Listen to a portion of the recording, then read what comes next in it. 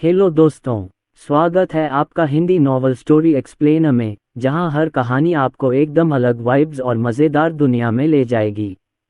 कहानी पर जाने से पहले रिक्वेस्ट है, ज़रा नीचे कमेंट सेक्शन को लेफ्ट स्वाइप करो, वहां मिलेगा हाइप वीडियो का ऑप्शन। तो जल्दी से हमें हाइप पॉइंट्स देकर सपोर्ट करो ताकि हम रोज़ आपके लिए और धांसू स्टोरीज लाते रहें। और हाँ जी, लाइक कर दो, शेयर कर दो और सब्सक्राइब तो पक्का कर दो, वरना मज़ा अधूरा रह जाएगा। अध्याय 322। पहले राजकुमार, आप भी आ गए। क्या हो रहा है? गुरु ने अचानक क्यों कहा कि हमें कुछ बात करनी है? हमें और क्या बात करनी है? चुप, मैंने सुना है कि कल रात कुछ हुआ था। क्या तुमने बड़ी संख्या में गार्डों को हर जगह तलाशी लेते नहीं देखा? मैंने सुना है कि कोई मास्टर और प्रशिक्षक मो की बातचीत पर कान लगाकर सुन रहा था, हैंड ग्रेनेड के गुप्त फॉर्मूले पर एकाधिकार करने की कोशिश कर रहा था। क्या उस चोर को पकड़ा ही जाना चाहिए? गुप्त सूत्र सबका है। हम सब ने तय किया कि दखलंदाजी नहीं करेंगे और बस नतीजों का इंतजार करेंगे। वो क्या करने की कोशिश कर रहा है? क्या वो अपना वादा तोड़कर गुप्त सूत्र अपने पास रखना चाहता है? सी के समय पूर्व से सभी लोग एकत्रित हुए और उत्साहपूर्वक चर्चा करने लगे। अनन्या चटर्जी अपनी सीट पर बैठी रहीं, उनके चेहरे पर कोई बदलाव नहीं आया। उन्होंने चाय की हल्की चुस्की ली। इससे पहले कि वह अपना चाय का प्याला नीचे रख पाती, बाहर से कदमों की आहट सुनाई दी और गुरुजी प्रशिक्षक लू के साथ अंदर आ गए। जिस क्षण वह प्रकट हुआ, प्रशिक्षक लू ने नाटकीय ढंग से बताया कि कल रात क्या हुआ था, तथा उन्होंने अपने स्वयं के अलंकरण भी जोड़े। उन्होंने एक बेबुनियाद षड्यंत्र सिद्धांत गढ़ा, अकादमी की किसी भी गलती का जिक्र तक नहीं किया। उनके हर शब्द से यही जाहिर होता था कि छुपकर सुनने वाले के इरादे नापाक थे और उसे ढूंढकर जबरदस्ती वापस महाद्वीप भेज दिया जाना चाहिए। वापस भेज दिया गया। अनन्या चटर्जी ने व्यंग्यात्मक लहजे में सोचा, वे कहेंगे कि वे उसे वापस महाद्वीप भेज रहे हैं, लेकिन वास्तव में वे भविष्य में होने वाली परेशानी को खत्म करने के लिए उसे टुकड़े टुकड़े कर देंगे, है न? आखिरकार उस समय काव्या सेन ने कभी नहीं सोचा होगा कि पवित्र भूमि, जिसे वह शिक्षा के शिखर के रूप में मानती थी, एक हत्यारे हथियार, स्थिति और शक्ति के लिए उसकी क्रूरता और निर्दयता से हत्या कर देगी। पूरब से आए लोगों में से किसी को भी अंदर की बात पता नहीं थी। ये देखकर कि गुरु सबके प्रति कितने विचारशील थे, उन्होंने सिर हिलाया और कहा, गुरु सही कह रहे हैं। इस व्यक्ति के इरादे गंदे हैं और यह यहाँ रहने लायक नहीं है। कौन है? खुद बाहर आओ। हैंड ग्रेनेड एक अनोखी दैवीय कलाकृति है। मध्य मैदानों की शांति की रक्षा के लिए पूर्व में हम सभी को इसे साझा करना चाहिए। अगर यह किसी एक व्यक्ति के हाथ में पड़ जाए, तो क्या इससे अराजकता नहीं फैल जाएगी? मध्य मैदानों में निश्चित रूप से भारी अव्यवस्था फैल जाएगी। कल रात गुप्त फॉर्मूले पर कौन कान लगा रहा था? जल्दी से अपना गुनाह कबूल कर लो, वरना अगर अकादमी को पता चल गया तो सज़ा इतनी आसान नहीं होगी कि तुम्हें वापस महाद्वीप भेज दिया जाएगा। सिर्फ हम ही तुम्हारी जिंदा खाल उधेड़ देंगे। अपराधी अनन्या चटर्जी आराम से बैठी थी, उसका पतला गोरा दाहिना हाथ उसकी ठुड्डी को सहारा दे रहा था और वह पूर्व से आए लोगों के बदसूरत चेहरों को देख रही थी। उनके द्वारा बोला गया हर शब्द देश की भलाई और लोगों के शांति और समृद्धि के लिए था, फिर भी उनकी आंखों में महत्वाकांक्षा और लालसा साफ झलक रही थी। वे लोगों के लिए नहीं, बल्कि अपने फायदे के लिए काम कर रहे थे। जैसे जैसे समय बीतता गया, किसी ने भी अपना अपराध स्वीकार नहीं किया। मास्टर का चेहरा थोड़ा उदास हो गया। प्रशिक्षक लू की आंखों में एक ठंडी सी चमक आ गई। उन्होंने अपनी आंखें सिकोड़ लीं और वहां मौजूद सभी लोगों को गौर से देखा। आखिरकार उनकी नज़र अनन्या चटर्जी पर पड़ी। वे बोलने ही वाले थे, अचानक अनन्या चटर्जी ने अपनी स्कर्ट थपथपाई, खड़ी हुई और बोली, चोरी छिपी की इस घटना के पीछे के मास्टरमाइंड को पकड़ना कितना आसान है। सब लोग, मेरे पास एक तरीका है। जैसे ही उसने बोलना समाप्त किया, सबकी नज़रें अनन्या चटर्जी पर टिक गईं। मास्टर का चेहरा गंभीर था और उनका शक बढ़ता जा रहा था। क्या वह सिर्फ हैंड ग्रेनेड के गुप्त फॉर्मूले पर एकाधिकार करने की कोशिश नहीं कर रहा है? कृपया गुरुजी, 500 हैंड ग्रेनेड यहाँ मंगवा दीजिए। मेरे पास एक तरीका है जिससे मैं बुरे इरादों वाले व्यक्ति को 15 मिनट के अंदर ही सामने ला सकता हूँ। चेंग बुई पवेलियन के पास दुनिया भर की जानकारी तक पहुँच है और उसके पास अनगिनत तरीके हैं। अगर मैं भी उसे नहीं ढूंढ पाया तो आप में से किसी के लिए भी कोई उम्मीद नहीं है ना? मास्टर ने अपनी बेचैनी दबाते हुए अनन्या चटर्जी की ओर देखा। उसे इतना आत्मविश्वास और आश्वस्त देखकर क्या सचमुच उसके पास कोई तरीका था, या वह सिर्फ एक चोर थी जो चोर को रोको चिल्ला रही थी? जब तक कल रात वाला छुपकर सुनने वाला नहीं मिला, मास्टर बेचैन रहे। उन्हें पता नहीं क्यों, पर उन्हें हमेशा एक अजीब सा पूर्वाभास होता रहता था, मानो कुछ बड़ा होने वाला हो। इससे वह सारी रात बेचैन रहा। जैसा वह कहती है वैसा करो, मास्टर ने प्रशिक्षक लू को इशारा किया। जल्द ही घटनास्थल पर 500 हैंड ग्रेनेड लाए गए। पूर्व के प्रभावशाली व्यक्ति और अकादमी के कई लोग अनन्या चटर्जी को घूर रहे थे, उनकी नई पद्धति की प्रतीक्षा कर रहे थे। लेकिन उसके पास संभवतः क्या तरीका हो सकता है, क्योंकि कल रात जिस व्यक्ति ने हमारी बातें सुनी थीं, वह वही थी। अनन्या चटर्जी ने अपनी लटकती उंगलियों को भींच लिया। अर्जुन के साथ तय हुए विस्फोट के समय में बस 3 मिनट बाकी थे। वह जानती थी कि ये सभी हैंड ग्रेनेड समयबद्ध उपकरण हैं और अर्जुन के हाथ में मौजूद नियंत्रक उन्हें तुरंत विस्फोट कर सकता है। वह ये भी जानती थी कि चूंकि यह एक समझौता था, अर्जुन उसे कभी निराश नहीं करेगा। पवेलियन मास्टर चेंग, सारे हैंड ग्रेनेड यहाँ हैं। आपका तरीका क्या है? कौन है वो शख्स जिसके पीछे कोई गलत इरादा है? उसे जल्दी से ढूंढो। बिल्कुल, जल्दी करो और उसे भगाओ, अकादमी से बाहर निकालो।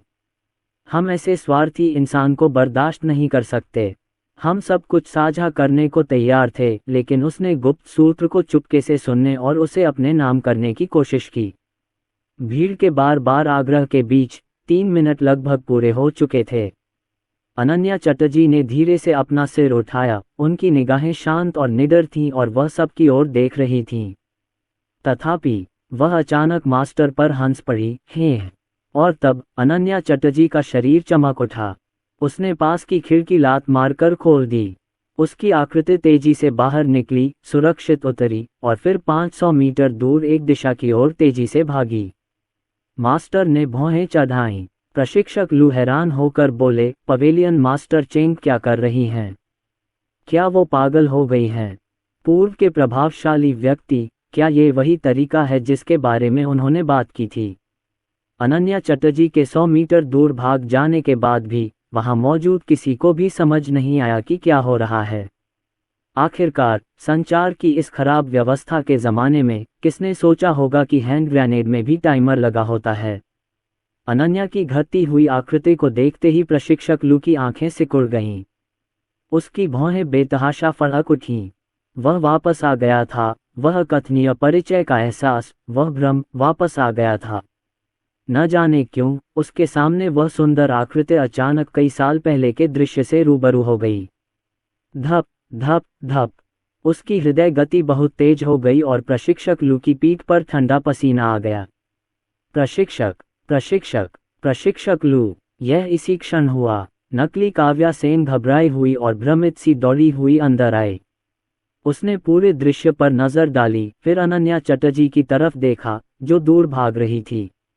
उसका चेहरा अचानक बदल गया और वह घबराकर चिल्लाई, यहाँ हैंड ग्रेनेड कैसे हो सकता है? ये हैंड ग्रेनेड जरूर कोई चाल है। प्रशिक्षक, भागो। वह न केवल चेंग बुई मंडप की मंडप मास्टर हैं, बल्कि वह अर्जुन सेन की लापता मंगेतर भी हैं। जब वे अपनी बैठक कर रहे थे, मैंने गार्डों को अलग अलग कमरों की तलाशी लेने के लिए कहा और सेन परिवार का पैतृक जेड पेंडेंट पाया। यह अर्जुन सेन द्वारा अपनी मंगेतर को दिया गया प्यार का प्रतीक था। वह अनन्या चटर्जी हैं। हम सभी उनके और अर्जुन सेन के साथ काम करने से धोखा खा गए हैं। जब से अनन्या चटर्जी लापता हुई थी, अर्जुन सेन ने सिंघानिया कंट्री में उसकी तलाश में कोई कसर नहीं छोड़ी थी। नकली काव्या सेन ने सारी बातें सुन ली थीं। संपर्क टूटने पर उसने क्या कपड़े पहने थे, उसके पास क्या क्या था, उसका चित्र, आकृति, चेहरे के भाव वगैरह। उसे हमेशा लगता था कि अनन्या चटर्जी का रूप जाना पहचाना है। अभी तक जब उन्हें अनन्या के कमरे में सेन परिवार का अच्छी तरह से संरक्षित जेड पेंडेंट मिला तो उन्हें अचानक एहसास हुआ कि उनसे गलती हुई थी।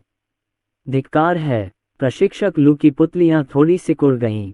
वह तुरंत अनन्या चटर्जी की ओर दौड़े और फिर बाहर की ओर ठंडे स्वर में आदेश दिया, कोई इस औरत को पकड़ो। क्या हैंड ग्रेनेड एक चाल है। वह भागो। पूर्वी क्षेत्र के लोगों ने प्रतिक्रिया व्यक्त की और वे दरवाजे से बाहर भागे। उनके चेहरे डर से पीले पड़ गए थे। इस पल अनन्या चटर्जी 500 मीटर की दूरी पर स्थिर खड़ी रहीं। उसने प्रशिक्षक लू और पूर्वी क्षेत्र के लोगों को भय और चिंता में उसकी ओर दौड़ते देखा। वह जेड पेंडेंट हमेशा अपने साथ रखती थी, जिसे उसने जानबूझकर उतार कर सावधानीपूर्वक अपने कमरे में सुरक्षित रखने के लिए रख दिया था, क्योंकि वह नहीं जानती थी कि विस्फोट की शक्ति कितनी व्यापक होगी या क्या ये जेड पेंडेंट को नुकसान पहुंचाएगा। उसने उम्मीद नहीं की थी कि काव्या सेन कमरे की तलाशी लेगी, पर इससे कोई फर्क नहीं पड़ा। उसकी पहचान उजागर हुई या नहीं, अब कोई मायने नहीं रखता था। महत्वपूर्ण बात यह थी कि अर्जुन सेन के साथ तय हुए विस्फोट के समय में अभी 5 सेकंड बाकी थे। 5, 4, 3।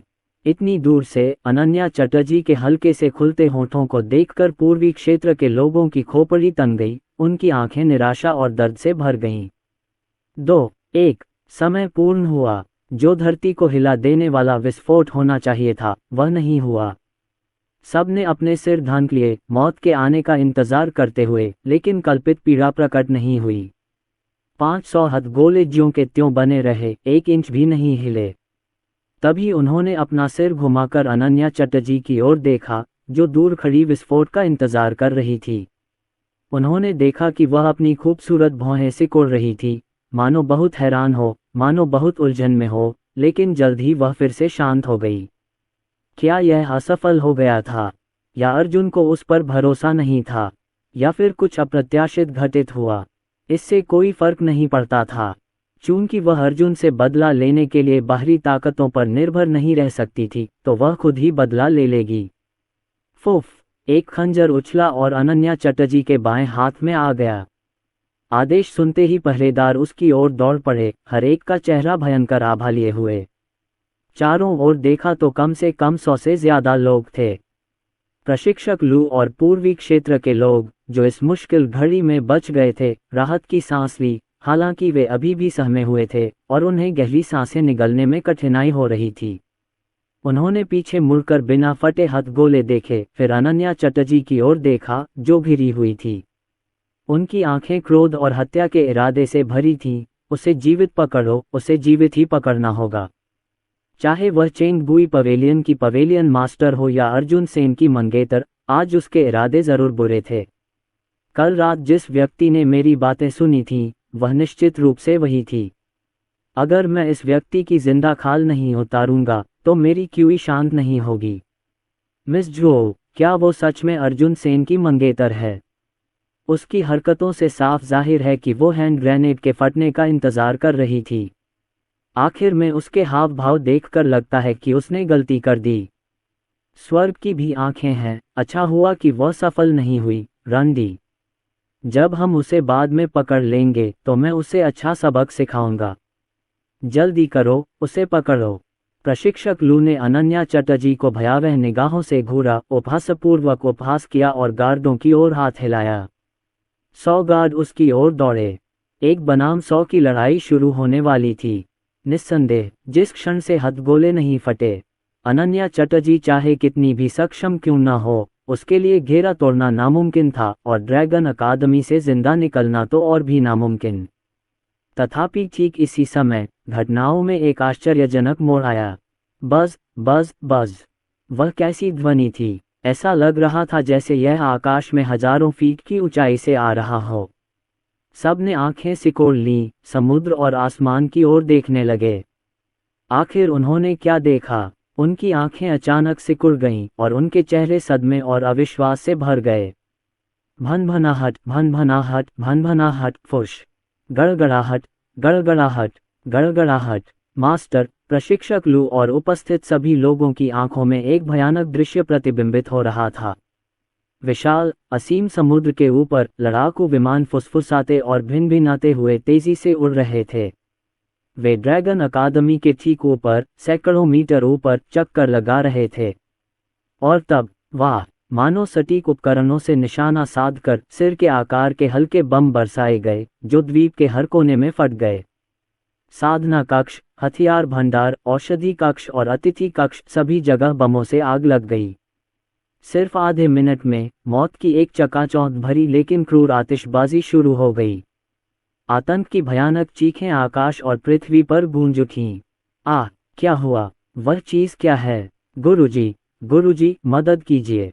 आसमान में वो कौन सी चीज है? वो आ रही है। भागो। वो हैंड ग्रेनेड जैसी चीजें फेंक रही है, लेकिन बहुत ज्यादा ताकत के साथ। क्या वो अर्जुन सेन हो सकता है जो हमें मारने आया है? हे भगवान, यह क्या है?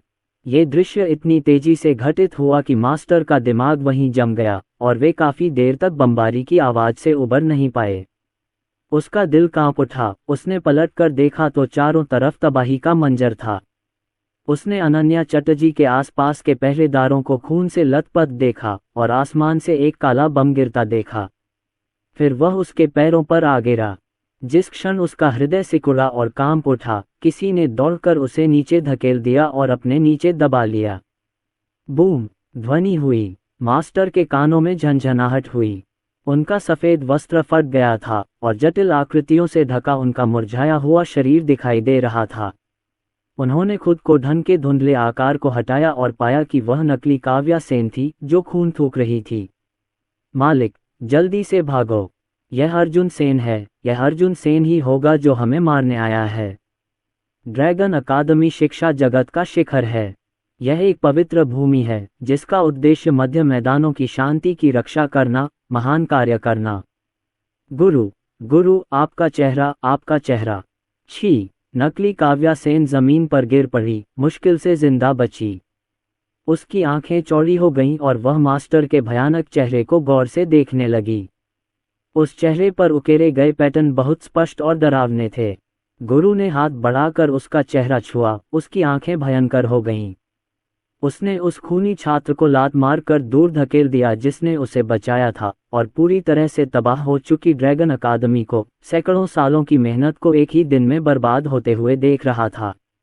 उसने नपुंसक क्रोध से दहाड़ते हुए कहा, बर्बाद, बस थोड़ा सा। मैं कारण खोजने से, सफल होने से बस थोड़ा सा दूर था। ये कैसे हो सकता है? ये तुम हो? हाँ, मैं ही हूँ। अनन्या चटर्जी ने आसमान से अपनी नजरें हटा लीं। उनके होठों पर एक हल्का सा भाव था। क्या आप अभी भी सोच रहे हैं कि आप सफल होने से केवल 3 साल दूर क्यों थे? मास्टर जी ठिठक गए। उसके मन में दबा हुआ कुछ जोर से टूट गया। उसने अनन्या चटर्जी को एक क्रूर नज़र से देखा और देखा कि अनन्या चटर्जी ने अपना हाथ उठाकर अपना घूंघट हटा दिया। एक पल में उसकी आंखों में एक आकर्षक, जाना पहचाना चेहरा उभर आया जिसने उसे एक गहरा सदमा दिया था। मास्टर के हाथ कांपने लगे जब उन्होंने इनकार किया। यह असंभव है। तुम यहाँ कैसे हो? तुम क्या जानते हो? उस समय जो हुआ उसके बारे में तुम कितना जानते हो? उस समय निंग राजवंश की युवराज राजकुमारी ने उस व्यक्ति की मृत्यु के बाद सभी गद्दारों को बाहर निकालने के लिए अपने सारे प्रयास समाप्त कर दिए तथा उनके टुकड़े टुकड़े कर दिए तथा उन्हें 1000 टुकड़ों में काट दिया। अगर वह जल्दी से छिप न जाता, अपना असली चेहरा न दिखाता और जल्दी ही द्वीप पर छिप जाता, तो वह बहुत पहले ही राजकुमारी के हाथों पकड़ा जा चुका होता। वह तो साफ तौर पर मर चुकी थी। वह यहाँ कैसे हो सकती है?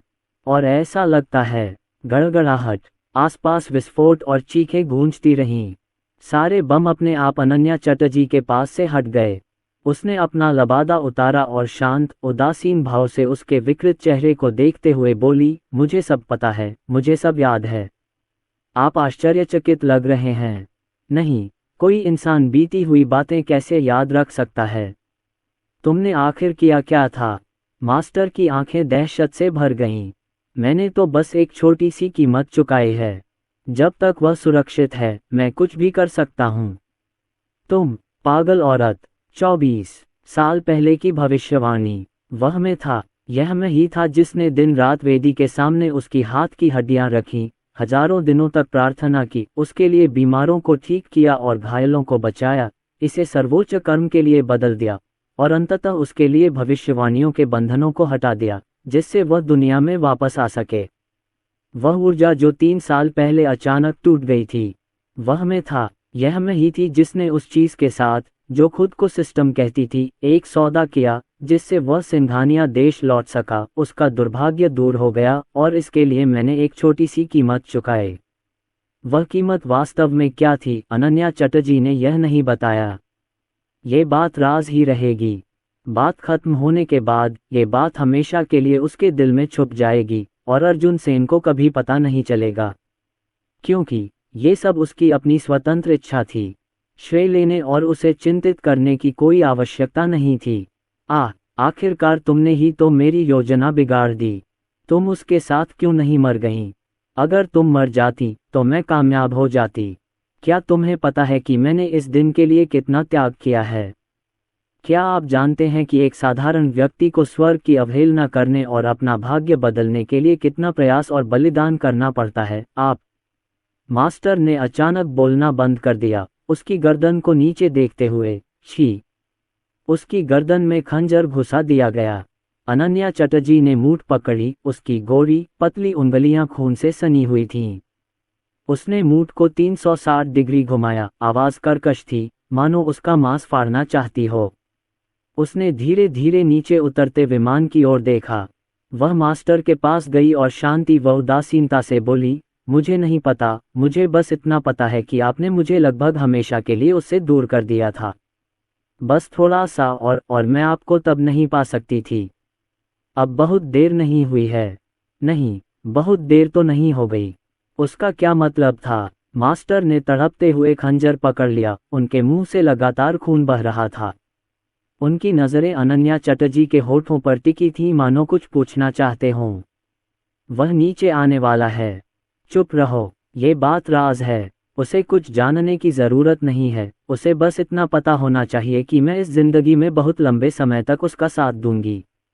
वरना अगर उसने मुझसे सवाल किया तो उसका चेहरा देखकर मेरा दिल पिघल जाएगा और मैं उसे छिपा नहीं पाऊंगी। तुम्हें चुप रहना चाहिए। ओह, और वह अर्जुन सेन है। गुरु की पुतलियां अचानक सिकुड़ गईं, उनके चेहरे के भाव धीरे धीरे फीके पड़ने लगे।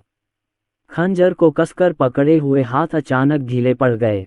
उन्होंने शांत और संयमित अनन्या चटर्जी की ओर देखा, फिर उतरते हुए लड़ाकू विमान की ओर।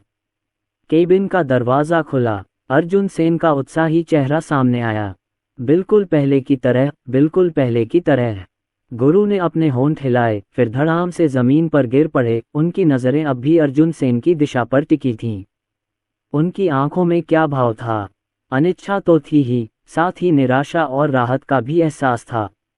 इतने सालों के उतार चढ़ाव के बाद वह दिन ब दिन धीरज धरता रहा और लगातार यही उम्मीद करता रहा कि उसकी योजना कामयाब होगी।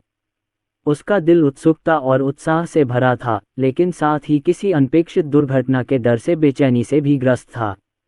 अब जबकि परिणाम तय हो चुका था, ये स्पष्ट था कि मनुष्य सचमुच स्वर्ग की अवहेलना नहीं कर सकते। हजारों साल पहले नश्वर लोग साधना कर सकते थे और स्वर्ग तक पहुंच सकते थे। इतिहास में चीगोंग और साधकों का जिक्र था, लेकिन जैसे जैसे समय बीतता गया और राजवंश बदलते गए, ऐसा लगता है कि बहुत कम बचा रह गया है। उसे आज भी उस समय की प्राचीन गुप्त विद्याओं को प्राप्त करने का आश्चर्य और उस व्यक्ति को मारने के लिए जाल बिछाने का रोमांच याद है। उसने कल्पना की थी कि यह सब पूरा होने के बाद वह दुनिया की चोटी पर खड़ा होगा, लेकिन अंत में वह असफल रहा। वह दाव भाग्य या स्वर्ग द्वारा निर्धारित भाग्य में विश्वास नहीं करता था, और निश्चित रूप से इस बात में भी नहीं कि प्रयास से भाग्य पर विजय नहीं पाई जा सकती।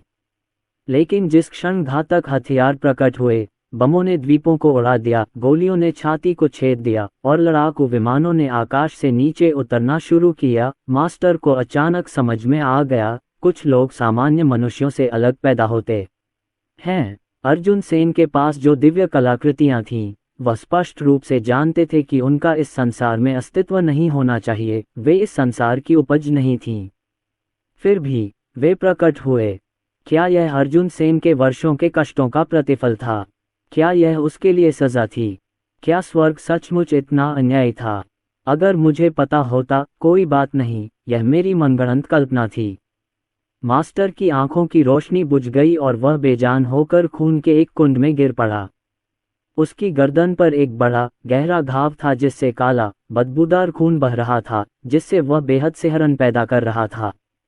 पीछे से कदमों की आहट आई। अनन्या चटर्जी के हाथ में खून से सना खंजर अभी भी था। उसने अपने पीछे किसी की घूरती निगाहों का एहसास किया और उसका दिल बैठ गया। उसने सहज ही खंजर जमीन पर गिरा दिया और अपने हाथ पीठ के पीछे छिपा लिए। फिर वह धीरे से अर्जुन सेन की ओर मुड़ी, जो उसके सामने खड़ा था।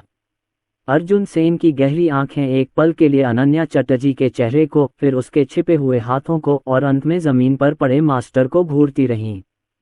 खुली आंखों से मरते हुए मास्टर को देखकर उसकी भौहें थोड़ी सिकुड़ गईं। शीघ्र और घातक, काफी कुशल। ब्लेड के साथ उसका कौशल और भी प्रभावशाली है। अर्जुन सेन की नज़र अनन्या चटर्जी से मिली और उसने साफ देखा कि उसकी बिना पलक झपकाए जानलेवा मंगेतर घबराई हुई थी।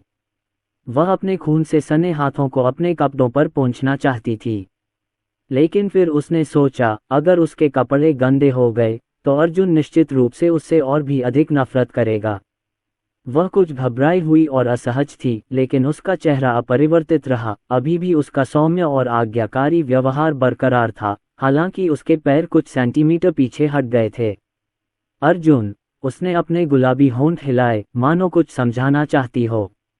इधर आओ। अर्जुन सेन ने कठोर चेहरे के साथ अपना हाथ उसकी ओर बढ़ाया। अनन्या चटर्जी ने घबराहट से पलकें झपकाईं और धीरे धीरे उसकी ओर बढ़ी, अपने होंठ काटते हुए और कमजोरी से कहा, अर्जुन, मैं गलत थी। किस बात में गलत? अर्जुन सेन ने एक गीला कपड़ा निकाला, जबरदस्ती उसका हाथ पकड़ा, उसे थप्पड़ मारा और फिर अपना सिर नीचे करके उसके हाथ के पीछे से दाग पोंछने लगा।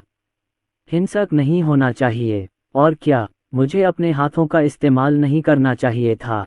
और क्या मुझे अपने हाथ गंदे नहीं करने चाहिए थे? ताली बजाओ। अर्जुन सेन ने अनन्या चटर्जी की पीठ पर जोरदार थप्पड़ मारा, फिर उसे दुल्हन की तरह गोद में उठा लिया और सख्त लहजे में उसे उपदेश देते हुए कहा, लगता है तुम्हें अभी तक अपनी गलती का एहसास नहीं हुआ है। तुम सचमुच बहुत साहसी हो। मुझे एक पत्र छोड़कर अकेले ही ड्रैगन अकादमी भाग गए और मुझे एक निश्चित समय पर विस्फोट करने के लिए भी कहा। पूरब से सभी लोग यहाँ इकट्ठा हैं और द्वीप के रक्षक और छात्र अकादमी के प्रति बेहद वफादार हैं। अगर आप विस्फोट की सीमा से बच भी गए, तो क्या आप इस समुद्री क्षेत्र से सुरक्षित बच पाएंगे? अगर विस्फोट का असर तुम पर भी हुआ तो क्या होगा? तुम्हें हथगोले की ताकत के बारे में कुछ भी नहीं पता, फिर भी तुम मुझसे बात किए बिना अकेले यहाँ आने की हिम्मत कर बैठे। और चेंग भुई मंडप के मंडप मास्टर, खाने और भागने की हिम्मत। आज मैं तुम्हें समझाऊंगा कि क्या गलत है। अनन्या चटर्जी ने ऊपर देखा, उसकी खूबसूरत थोड़ी देख पाई और उसे डांटते हुए बोलते हुए देखा। जब उसने देखा कि वह झांक रही है, तो उसने उसे फिर से जोर से थप्पड़ मारा। ब्लैक रैट और सेन परिवार के विश्वस्त सहयोगी, जो पास ही खड़े थे, चुपचाप इस दृश्य से अपनी नजरें फेर लीं। पर जल्द ही उन्होंने चुपके से फिर उन दोनों की तरफ देखा और आखिरकार अपनी आंखों से देखा कि कैसे अर्जुन सेन अनन्या चटर्जी को एक साफ सुथरे कमरे में ले जा रहे थे। फिर उन्होंने एक दूसरे को देखा और चुपचाप कुछ कदम और पास आ गए। अर्जुन सेन ने अनन्या चटर्जी को बिस्तर पर फेंक दिया और दरवाजा खोल दिया। उन्होंने तुरंत देखा कि सेन परिवार के दर्जनों विश्वस्त सहयोगी उनकी बातें सुन रहे थे। अर्जुन सेन ने अपनी गहरी आंखें सिकोड़ लीं, दोषी और घबराए हुए काले चूहे पर एक नज़र डाली और आदेश दिया, 1 घंटे में मैं इस द्वीप पर कोई भी जीवित प्राणी नहीं देखना चाहता। ड्रैगन अकादमी को सेंट्रल प्लेन्स से हटा दिया जाएगा। हाँ, तुम सब यहाँ किस लिए खड़े हो? जल्दी से इधर उधर हो जाओ। मैं यहाँ अकेले पहरा दूंगा, तुम सब जाकर बचे हुए अवशेषों को साफ करो, किसी को भी मत छोड़ना। बगल वाले कमरे का दरवाज़ा बंद था। काले चूहे ने राहत की सांस ली और जल्दी से कुछ मीटर दूर खड़ा हो गया। उसे डर था कि अर्जुन सेन दरवाज़ा खोल देगा और उसे फिर से घूरेगा। बाहर युद्ध छिड़ा हुआ था, चीखें और धमाके आसमान में गूंज रहे थे। ड्रैगन अकादमी के सभी लोग बमों और सेन परिवार के हमले में पूरी तरह से तबाह हो गए थे। खून और बारूद की गंध पूरे समुद्री इलाके में फैल गई थी। अव्यवस्थित ध्वनियां कमरे में एक विशेष वातावरण जोड़ती प्रतीत हो रही थीं। टकराना, अंदर से कोड़े मारने की आवाज आई। काला चूहा अंदर क्या हो रहा था, ये ध्यान से सुनते हुए निगल गया। क्या तुम भविष्य में मुझसे फिर झूठ बोलने की हिम्मत करोगे? अर्जुन, मैं फिर हिम्मत नहीं करूंगी, इससे दर्द होता है। अब तुम्हें पता है कि कितना दर्द होता है। जब तुमने लापता होने का नाटक किया था तो तुम्हें पता है मैं तुम्हारे लिए कितना चिंतित था। और तुमने एक चिट्ठी छोड़कर भागने की हिम्मत की। अगर मैंने सचमुच तुम्हारी योजना का पालन किया होता तो क्या तुम इस समुद्री क्षेत्र से बाहर निकल पाते? उफ, मुझे पता है, अगर आज मैं तुम्हें जोर से नहीं पीटूंगा तो मैं अपने दिल की आग नहीं बुझा पाऊंगा। क्या अगली बार तुम बिना कुछ कहे जाने की हिम्मत करोगे? हिम्मत? नहीं, मैं फिर हिम्मत नहीं करूंगी। अर्जुन, मैं गलत थी। काले चूहे ने भौहें उठाईं। ये कैसी पिटाई थी? युवा मास्टर द्वारा सिंघानिया देश पर अधिकार करने के बाद उन्होंने कुछ दिन दरबार को पुनर्गठित करने में बिताए। पटेल परिवार और कुछ ऐसे परिवारों को राजधानी से हटा दिया जो पहले सेन परिवार के साथ मतभेद रखते थे, और यान राजवंश के कुछ अवशेषों को हटा दिया। अंततः उन्होंने चावल के खेत और वाणिज्य को खोल दिया, नए राष्ट्रीय नियम और नए सैन्य लाभ स्थापित किए, जिससे सभी देशों के लोग अंतहीन खुशी से झूम उठे। सिंघानिया देश के तुच्छ मामलों को निपटाने के बाद उन्होंने तुरंत ड्रैगन अकादमी की ओर सेना को जुटाया और बमबारी और कब्जे के लिए पूर्व के विभिन्न हिस्सों में सेन परिवार के विश्वसनीय सहयोगियों के एक दल को भी भेजा। उन्होंने शुरू में सोचा था कि जब यंग मास्टर मिस चटर्जी से मिलेंगे तो अवश्यंभावी रूप से संघर्ष और शीत युद्ध होगा। परिणाम, संघर्ष। ऐसा लग रहा था कि कुछ संघर्ष था। भाला और ढाल को भी संघर्ष कहा जाता है न? डिंग, अवर्णनीय अंतरंग संपर्क का पता चला। अंक 10,000, 20,000, 30,000, 1,00,000, 1,000,000 तक बढ़ रहे हैं। अंक बढ़ते रहेंगे। इस दिन पूर्वी क्षेत्रों के शाही परिवारों का सफाया कर दिया गया और ड्रैगन अकादमी को केंद्रीय मैदानों से हटा दिया गया। प्राचीन शहर में रह रहे 3 केंद्रीय मैदानी जनजातियों के लोगों ने अभी अभी यह चर्चा पूरी की थी कि प्रत्येक जनजाति कितने सैनिक भेजेगी, वे कितनी आपूर्ति प्रदान करेंगे और वे सेन परिवार पर कैसे हमला करेंगे। लेकिन इससे पहले कि वे कोई वास्तविक कार्रवाई कर पाते, वे अपने सामने के दृश्य को देखकर स्तब्ध रह गए। भनभनाहट, भनभनाहट, भनभनाहट, बूम बूम बूम, एक के बाद एक विमान ऊपर से उड़ते हुए ड्रैगन अकादमी की ओर बढ़ रहे थे। दक्षिणी क्षेत्र के शाही परिवार विशालकाय चील जैसी दिखने वाली इन अजीबोगरीब चीजों को देखकर स्तब्ध रह गए, फिर द्वीप की ओर देखने लगे। वे विस्फोटों की आवाज सुनने के लिए बहुत दूर थे, बस उस क्षेत्र से उठता हुआ घना धुआं ही देख पा रहे थे। एक विशाल मशरूम बादल आकाश में उठ गया। इससे पहले कि वह चकित होकर पूछ पाता कि क्या हुआ था, पूर्वी क्षेत्रों में अचानक विस्फोट होने लगे।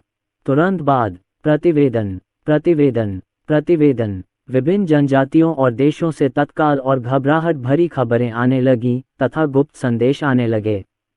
उन्होंने पत्र खोले और एक क्षण में उनके चेहरे राख जैसे सफ़ेद हो गए, उनके हाथ बेकाबू होकर कांपने लगे। ये कैसे हो सकता है? हे भगवान, ये कैसे हो सकता है? एक उड़ने वाली दिव्य कलाकृति जो बादलों और धुंध पर सवार हो सकती है। ये कैसे टैंक हैं जिन्हें कोई नहीं रोक सकता? चाहे कांसे और लोहे की दीवार ही क्यों न हो, ये भी उनकी बढ़त को नहीं रोक सकती। ऐसे बम जो दर्जनों मील दूर से सटीक निशाना साध सकते हैं। विस्फोट की सीमा इतनी व्यापक है कि एक पूरा गांव तहस नहस हो सकता है। क्या ये खबर सच है? क्या ये सचमुच ऐसी चीज है जो इस दुनिया में प्रकट हो सकती है? अर्जुन सेन को ये सब कहां से मिला?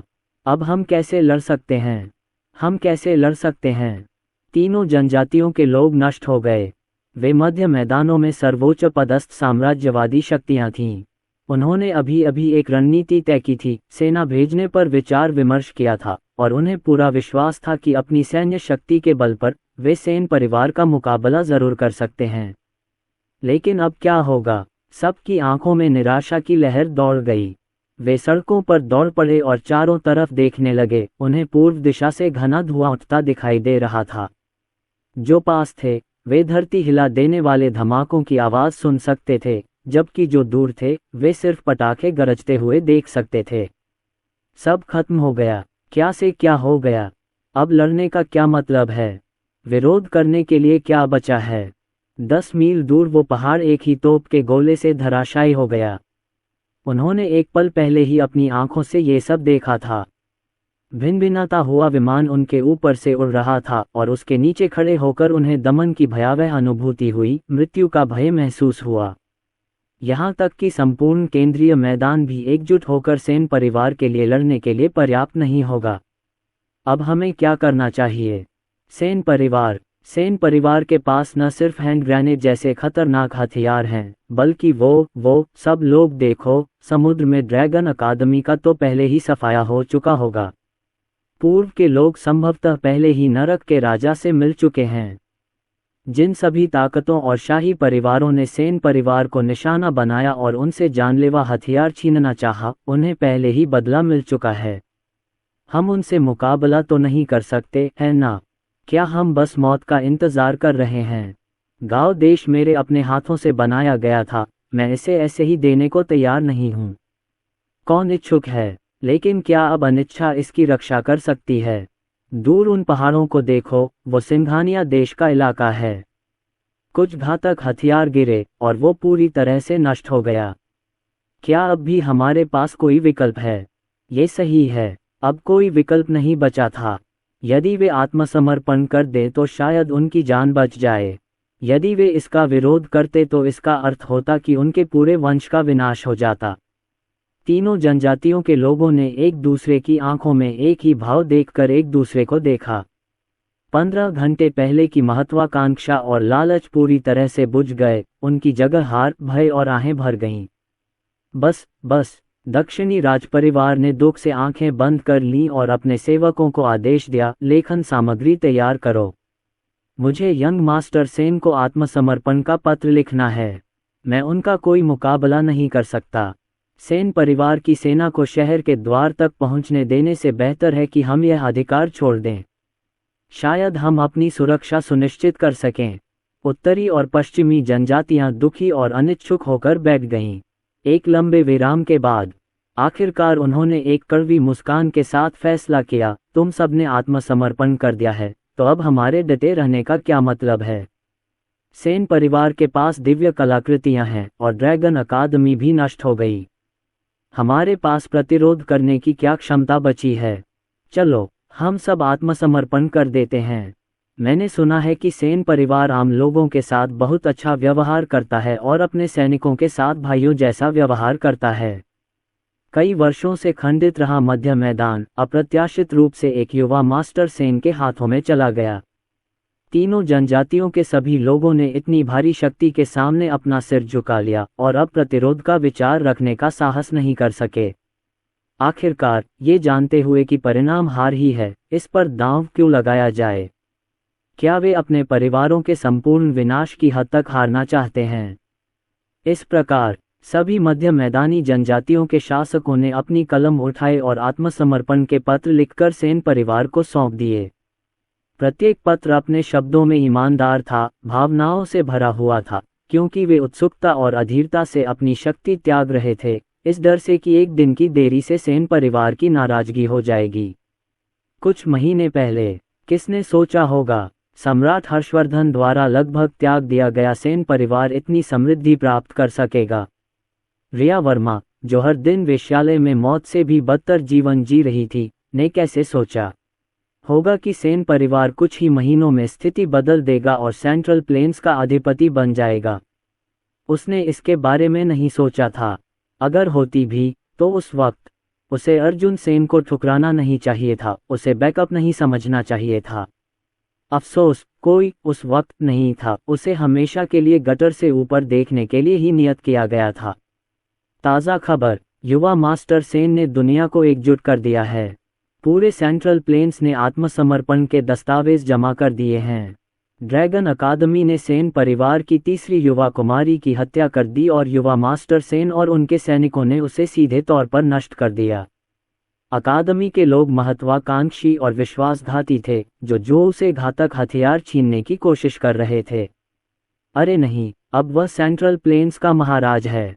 वे नष्ट होने के ही लायक थे। मिस चटर्जी सचमुच धन्य हैं। मैंने सुना है कि उन्हें महारानी नाम दिया गया है। अब से वह और महाराज एकदम सही जोड़ी होंगे। पूरा देश जश्न मनाएगा। हाय, मुझे इतनी अच्छी किस्मत क्यों नहीं मिली। इतना अच्छा पति मैं तो सपने में भी नहीं सोच सकती। दरवाजे के बाहर से आती धीमी बिखरी हुई बातें रिया वर्मा के कानों तक पहुंची। वो रिया वर्मा एक मरी हुई मछली की तरह अपना चेहरा ढंक कर निराशा में जमीन पर बैठ गई। उसका शरीर मेहमानों द्वारा अपमानित किए जाने के निशानों से ढका हुआ एक गेंद की तरह सिकुड़ गया। वह बाहर से उत्सव और गाने की आवाजें सुन रही थी। उसने जो देश अमर रहे, महाराज अमर रहें के नारे सुने। उसके सिर में खून दौड़ गया और उसने अचानक मुंह में खून थूक दिया। मेरा भाग्य इतना अच्छा क्यों नहीं है। महारानी, मूल रूप से यह उसका होना चाहिए था। ईर्ष्या करने वाला व्यक्ति वह होना चाहिए था। रिया वर्मा ने एक और खून थूका, पीड़ा और बेहोशी में अपनी आंखें बंद कर लीं। जिस क्षण से अर्जुन सेन अनन्या चटर्जी के साथ सिंघानिया देश लौटे, जो राजवंश के पहले वर्ष में केंद्रीय मैदानों को एकीकृत किया गया, जिसका नाम जो देश रखा गया। अर्जुन सेन ने स्वयं को सम्राट और अनन्या चटर्जी को महारानी घोषित कर दिया। सेन परिवार के विश्वस्त विश्वास पात्र, जिन्होंने राष्ट्र की स्थापना में मदद की थी, हेई वंश के 12 राशियों को विभिन्न उपनामों के साथ मार्क्विस के रूप में नियुक्त किया गया था, जो मध्य मैदानों के 12 क्षेत्रों का प्रबंधन करते थे। सेन परिवार के अन्य विश्वस्त विश्वास पात्रों को जनरल और अधिकारी नियुक्त किया गया, जो अपार धन और शक्ति का आनंद ले रहे थे। सेन परिवार के 90,000 सैनिक, जिन्होंने मृत्यु तक उनका साथ नहीं छोड़ा, प्रथम श्रेणी के सैनिक कहलाए, जिन्हें अनंत सम्मान, उदार मासिक सैन्य भत्ते प्राप्त थे, तथा उनके घर के बुजुर्ग और बच्चे कभी भी भोजन, कपड़े या दैनिक आवश्यकताओं की कमी महसूस नहीं करते थे, तथा वे हमेशा शांति और खुशहाली से जीवन व्यतीत करते थे। आम लोग सद्भावना से रहते थे। लगातार भूख और अनगिनत मौतों के वर्षों से उबरकर मात्र 3 वर्षों के भीतर 90% आबादी भरपेट भोजन करने में सक्षम हो गई, और 10 वर्षों के भीतर 90% से अधिक आबादी भोजन और वस्त्र की चिंता से मुक्त हो गई, जो एक समृद्ध युग का प्रतीक था। अर्जुन सेन के अस्तित्व ने मध्य मैदानों को अपने लोगों के लिए समृद्धि और अपने राष्ट्र के लिए ताकत हासिल करने का अवसर दिया। उनकी प्रतिष्ठा और प्रसिद्धि आम लोगों के बीच मौखिक रूप से फैलती थी। उनके राज्यारोहण के बाद तीसरे वर्ष में, जो आज था, अर्जुन सेन ने एक सपना देखा। वह अपने अतीत और वर्तमान जीवन के बारे में सपने देखने लगा। अनन्या चटर्जी ने उसके लिए जो कुछ किया था, कई साल पहले के बर्फीले दिन के बारे में, जब अनन्या शहर की दीवार के नीचे खड़ी होकर उसका इंतजार कर रही थी, लेकिन वह कभी वापस नहीं लौटा। उसे केवल उसकी मृत्यु का समाचार मिला। उस हृदय विदारक और पीड़ादायक अनुभूति ने उसे अचानक स्वप्न से जगा दिया, लेकिन जागने पर मानो इस पहलू से जुड़ी उसकी यादें जानबूझकर मिटा दी गई हों। उसने भौहें सिकुड़ी और अनजाने में बेचैनी से बगल में सो रही अनन्या चटर्जी को अपनी बाहों में कस लिया। अर्जुन, क्या हुआ? मुझे लगता है मैंने एक सपना देखा था, बहुत ही दर्दनाक, लेकिन जागने पर मैं उसे भूल गया। फिर भी तुम्हें लगभग खो देने का एहसास अभी भी मेरे दिल में है। नहीं, मैं इस जीवन में हमेशा तुम्हारे साथ रहूंगी। अगले जीवन के बारे में क्या? अनन्या चटर्जी की आंखें चमक उठीं। उसने अर्जुन सेन के गले में बाहें डाल दी और उसे एक हल्का सा चुंबन दिया। उसकी आंखों में मोहक कोमलता भरी थी। अगर अगला जन्म हुआ तो मैं किसी भी हालत में तुम्हारे पास दौड़ी आऊंगी। लेकिन अर्जुन, अगला जीवन नहीं है। लेकिन इससे कोई फर्क नहीं पड़ता। उसकी मांगें ज्यादा नहीं थीं, एक बार ही काफी था। इस बार बुढ़ापे तक उसका साथ निभाना, मरते दम तक वफादार रहना काफी था। जिंदगी में अगर कुछ चीजें जबरदस्ती की जाएं, तो उसकी कीमत चुकानी पड़ती है। कुछ दुखद नतीजों को बदलने के लिए सब कुछ त्यागना पड़ता है। उसे कोई पछतावा नहीं था और वह इसके लिए खुद को खुशकिस्मत मानती थी। उसे यह जानने की आवश्यकता नहीं थी कि उसने क्या त्याग किया है, नहीं, उसे यह जानने की आवश्यकता थी कि अतीत में क्या सही था और क्या गलत। अनन्या चटर्जी ने अपना सिर अर्जुन सेन की छाती पर टिका दिया। उसके चेहरे पर एक चमकदार और खूबसूरत मुस्कान थी। यह मुस्कान बिल्कुल वैसी ही थी जैसी बरसों पहले थी, जब उसे पता चला था कि वह अर्जुन सेन के बदले खुद को बदल सकती है। अनन्या चटर्जी, क्या आप अपनी आत्मा की ऊर्जा का त्याग करने को तैयार हैं, केवल इसी जीवन के लिए, बिना किसी शाश्वत जीवन के, ताकि अर्जुन सेन के भाग्य पर भगवान का प्रभाव समाप्त हो जाए, बदले में अर्जुन सेन सिंघानिया देश लौट आएं? मैं तैयार हूँ। कोई पछतावा नहीं, बिल्कुल कोई पछतावा नहीं। डिंग, लेन देन सफल। Extra episode alert. दोस्तों, आपके प्यार और सपोर्ट की वजह से आज हम लेकर आए हैं एक स्पेशल एक्स्ट्रा एपिसोड। उम्मीद है ये बोनस हिस्सा आपको और भी ज़्यादा मज़ेदार, रोमांचक और दिलचस्प लगेगा। तो देर किस बात की, बैठ जाए आराम से और मज़ा लीजिए इस एक्स्ट्रा एपिसोड का। जो राजवंश की स्थापना के बाद ये तीसरा वर्ष था, शीत ऋतु। राजधानी के फाटक पर एक फटे पुराने घूंघट वाली औरत लंगड़ाती हुई पहरेदारों की तरफ बढ़ रही थी। हर कदम के साथ उसके पैर से खून रिस रहा था। चौथा भाई, 3 साल से अधिक हो गए हैं। उस समय मास्टर द्वारा उसकी खाल उतार दी गई थी और उसकी नसें खींच ली गई थीं, जिससे वह ड्रैगन अकादमी में लगभग मर ही गई थी। लेकिन गुरु भूल गए थे कि मानव त्वचा का मुखौटा उनकी ही रचना थी। उन्होंने अपनी पूरी ताकत लगाकर मौत का नाटक किया और समुद्र से बच निकली, लेकिन उनका चेहरा पूरी तरह से खराब हो गया। इसके बाद 3 साल तक वह बीच बीच में बेहोश होती रहीं। आज ही वह अंततः राजधानी पहुंची, अंततः वापस लौटी। उसने अपनी बाहों में एक छोटा सा लकड़ी का बक्सा कसकर पकड़ रखा था। गिरते ही उसने अपनी पूरी ताकत लगाकर पहरेदारों से कहा, मैं सेन परिवार की काव्या सेन हूँ, वर्तमान सम्राट की तीसरी बहन। मुझे उनके पास भेज दो। उसे एक वाक्य से धमाका। ऐसा लग रहा था कि काव्या सेन की सारी ताकत खत्म हो गई है और वह बेहोश हो गई। शहर के दरवाजे पर खड़े पहरेदार हैरान थे, उनकी भौहें तन गई थीं। काव्या सेन, नाम कुछ जाना पहचाना सा लग रहा है। लगता है जैसे कुछ समझ गया हो। वह तुरंत घबराकर शहर की तरफ भागा। प्रतिवेदन, युवा मिस काव्या सेन वापस आ गई हैं। युवा मिस काव्या सेन वापस आ गई हैं। जब काव्या सेन फिर से जागी तो अगला दिन आ चुका था। उसके पास ये देखने का समय नहीं था कि वह कहाँ है। वह तुरंत उठ बैठी, चारों ओर देखा और तब तक टिटोलती रही जब तक कि उसने बिस्तर के पास रखे लकड़ी के बक्से को नहीं छू लिया। तब उसने राहत की सांस ली। तीसरी बहन, मैंने तुम्हें दवा दे दी है। तुम्हें कैसा लग रहा है? अर्जुन सेन और अनन्या चटर्जी स्नेहपूर्ण पल बिताकर लौटे ही थे कि उन्हें खबर मिली कि काव्या सेन मरी नहीं है। दोनों तुरंत दौड़कर वहां पहुंचे। यद्यपि काव्या सेन का चेहरा पूरी तरह से विकृत हो गया था, फिर भी अर्जुन सेन ने उसे एक नज़र में पहचान लिया। यह उसकी तीसरी बहन थी जो उस समय सेन परिवार का समर्थन करने के लिए ड्रैगन अकादमी में अध्ययन करने गई थी। उस वर्ष पूरी ड्रैगन अकादमी उसे ढूंढ नहीं सकी और मास्टर ने उसे मृत भी घोषित कर दिया। किसने सोचा होगा कि तीसरी बहन मरी नहीं, लेकिन आखिर उसने अपनी यात्रा में क्या क्या सहा होगा। चौथे भाई, आखिरकार मैं तुम्हें देख ही रही हूँ। काव्या सेन ने तेजी से अपना सिर घुमाया और खुशी के आंसू के साथ अर्जुन सेन की ओर देखा। उसका चेहरा विकृत हो गया था। वह गंभीर रूप से बीमार थी और किसी ने उसे बचाया था, तथा कुछ समय पहले ही वह पूरी तरह से ठीक हुई है। पैसे के बिना वह केवल अपने आप पर भरोसा कर सकती थी। समुद्र से राजधानी तक कदम दर कदम चल रही थी। सौभाग्यवश वह अंततः वापस आ गई। उसकी शक्ल देखकर अर्जुन सेन के गले में एक गांठ सी आ गई। वह कुछ कहने ही वाला था। उस समय ड्रैगन अकादमी में आखिर हुआ क्या था? मुझे लगा था कि जब मुझे पता चला कि सेन परिवार विद्रोह कर रहा है और अकादमी आपकी निंदा कर रही है, तो मैं पुष्टि के लिए मास्टर के पास गया। लेकिन मैंने कभी नहीं सोचा था कि मास्टर, जिन्होंने इतनी दयालुता और धार्मिकता दिखाई थी, वे मुझ पर इतनी क्रूरता से प्रहार करेंगे। सौभाग्यवश मेरा जीवन समाप्त नहीं हुआ। मैं चिकित्सा कला में अपने पिछले शोध पर भरोसा करते हुए समुद्र से बच निकला। काव्या सेन की आंखों में घृणा और दुख साफ झलक रहा था। उसने अपने हाथ में पकड़ा बक्सा अर्जुन सेन को थमाते हुए कहा, चौथे भाई, उस समय गुरु ने मुझे एक अजीब जगह में कैद कर रखा था, मानो कोई फॉर्मेशन हो। इस बक्से में वही चीजें हैं जो मैं मौत का नाटक करके भागने के लिए बाहर लाई थी।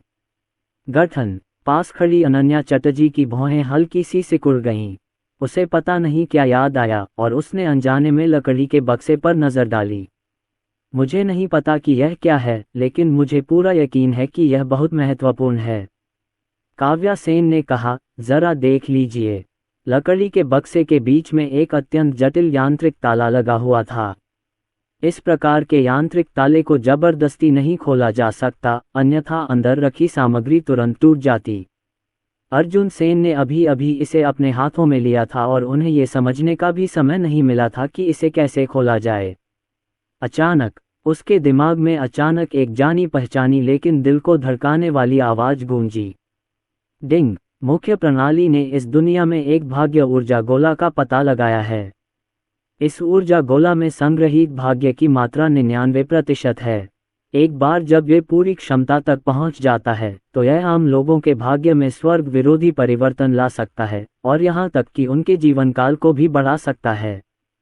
पूर्व मेजबान, क्या आप ऊर्जा ओब बेचने को तैयार हैं? यदि सहयोग प्राप्त हो जाता है तो मुख्य प्रणाली आपकी किसी भी जरूरत को पूरा करेगी। क्या बकवास है, यह क्या है? अचानक आई सिस्टम की आवाज ने अर्जुन सेन को चौंका दिया। अगर अनन्या चटर्जी और उनकी तीसरी बहन उन्हें घूर नहीं रही होती तो वह अपने अंदर के सदमे को लगभग रोक नहीं पाते। इस घटिया सिस्टम ने उससे उस समय गलत व्यक्ति के प्रति वफादारी की शपथ दिलवाई थी। बाद में आखिरकार वह सही लक्ष्य पर कब्जा करने में कामयाब रहा, लेकिन अगले ही पल वह बंधन मुक्त होकर चला गया। क्या उसने यह नहीं कहा था कि वह बंधन मुक्त है?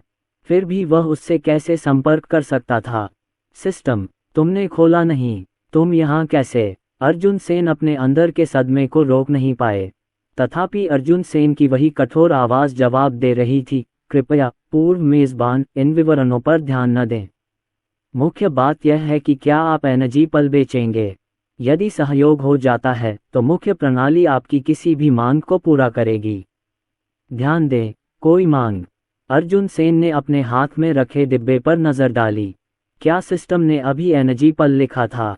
भाग्य, ये सब क्या है? अर्जुन, क्या हुआ? अनन्या चटर्जी ने अपना सिर थोड़ा झुकाकर उसकी ओर देखा। उसकी पलकें हल्की सी कांप रही थीं। क्या यह एक भ्रम था? उसे कैसे एक जाना पहचाना ऊर्जा उतार चढ़ाव महसूस हुआ, कुछ वैसा ही जैसा बरसों पहले हुए लेन देन के दौरान हुआ था। कुछ नहीं, बस इस बक्से का तंत्र थोड़ा जटिल है। हो सकता है कि मोहिस्ट इसे खोल ना पाएं। अर्जुन सेन ने सिस्टम के दोबारा प्रकट होने पर अपनी हैरानी दबा ली और अनन्या चटर्जी के विचारों को बीच में ही रोक दिया। नहीं, उसे स्पष्ट रूप से पूछने के लिए कोई अन्य स्थान ढूंढना होगा। यह ऊर्जा मोती वास्तव में क्या था और लुप्त प्रणाली के पुनः प्रकट होने के लिए ये क्यों महत्वपूर्ण था? इसके अलावा अर्जुन सेन ने सौम्य और हानिरहित अनन्या चटर्जी की ओर देखते हुए भौहें चढ़ाईं। यान राजवंश पर विजय प्राप्त करने और ड्रैगन अकादमी को ध्वस्त करने के बाद से अनन्या चटर्जी ने कभी उसका साथ नहीं छोड़ा था, लेकिन न जाने क्यों उसे हमेशा बेचैनी का एहसास होता रहता था। ये बेचैनी कहाँ से आती थी उसे ठीक से पता नहीं था। ऐसा लग रहा था जैसे अभी भी कुछ है, कोई रहस्य जो वह नहीं जानता, जो उसके भीतर गहराई में छिपा हुआ है। एक बार जब ये भड़क गया तो अगले ही पल यह उसके सबसे महत्वपूर्ण व्यक्ति को छीन लेने की पूरी संभावना थी। विशेषकर वह सपना जो उसने कुछ समय पहले देखा था। सपना बहुत दर्दनाक था, मानो कुछ दिल तोड़ने वाला हुआ हो, लेकिन जागने पर बस दिल के दर्द का घुटन भरा एहसास ही रह गया। उसे जो सपना आया था उसके बारे में उसे कुछ भी याद नहीं आ रहा था। जब मैं भूमिगत कैद में था तो मैंने इस बक्से को अंदर से चमकते हुए देखा। काव्या सेन बिस्तर पर टिकी हुई थी और याद करते हुए कहती हैं, एक बहुत ही हल्की बैंगनी रोशनी। उसके करीब जाने से मेरे पूरे शरीर को आराम महसूस हुआ। अगर ऐसा न होता तो मैं ड्रैगन अकादमी के इतने सारे लोगों से बचकर सुरक्षित बच नहीं पाता। कई बार द्वीप से भागते समय मुझे लगभग खोज लिया गया था, लेकिन अंत में सब ठीक हो गया। मुझे हमेशा लगता है कि इसे पहनने से मैं सामान्य से थोड़ा अधिक भाग्यशाली हो जाता हूँ। चौथे भाई, इस बक्से के तंत्र को जबरदस्ती मत खोलना। मुझे चिंता है कि इससे अंदर की सामग्री को नुकसान पहुंच सकता है। हालांकि काव्या सेन को नहीं पता था कि अंदर क्या है, लेकिन पिछले 3 वर्षों के उनके अनुभवों ने उन्हें बताया कि अंदर की वस्तु निश्चित रूप से साधारण नहीं थी। कई बार जब वह संकट में थी, तो इसे लेकर वह सुरक्षित निकलने में सफल रही। ये तो पता ही होगा कि वह पहले इतनी भाग्यशाली नहीं थी। अर्जुन सेन ने सिर हिलाया। मैं समझता हूँ तीसरी बहन, आप आराम से रहें। मैं इस बक्से का अध्ययन करूँगा। अर्जुन सेन ने अनन्या चटर्जी के बालों को सहलाया और कमरे से बाहर चले गए।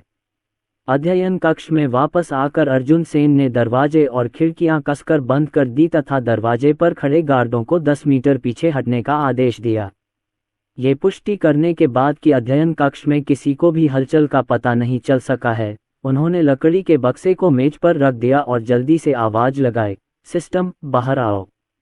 नमस्कार दोस्तों, आज की इस रोमांचक कहानी का सफ़र यहीं समाप्त होता है। उम्मीद है आपको ये स्टोरी उतनी ही पसंद आई होगी जितनी लगन से हमने इसे आपके लिए तैयार किया है।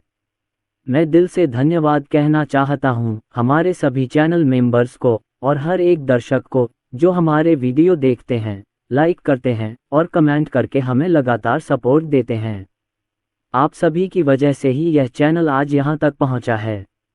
आपका प्यार और सपोर्ट हमें हर दिन नई कहानियाँ, नया कंटेंट और भी बेहतरीन वीडियो लाने की प्रेरणा देता है। अगर आपको आज की कहानी पसंद आई हो तो वीडियो को लाइक करें, चैनल को सब्सक्राइब ज़रूर करें और बेल आइकन दबाएं ताकि अगली कहानी का नोटिफिकेशन आपको सबसे पहले मिले। और हाँ, आपके कमेंट्स हमारे लिए सोने पर सुहागा हैं, इसलिए नीचे कमेंट करके ज़रूर बताएं कि आपको आज का एपिसोड कैसा लगा और आप आगे कौन सी कहानी सुनना चाहते हैं। एक बार फिर से बहुत बहुत धन्यवाद हमसे जुड़े रहने के लिए, हम पर भरोसा रखने के लिए और इस चैनल को इतना प्यार देने के लिए। मिलते हैं अगली कहानी में।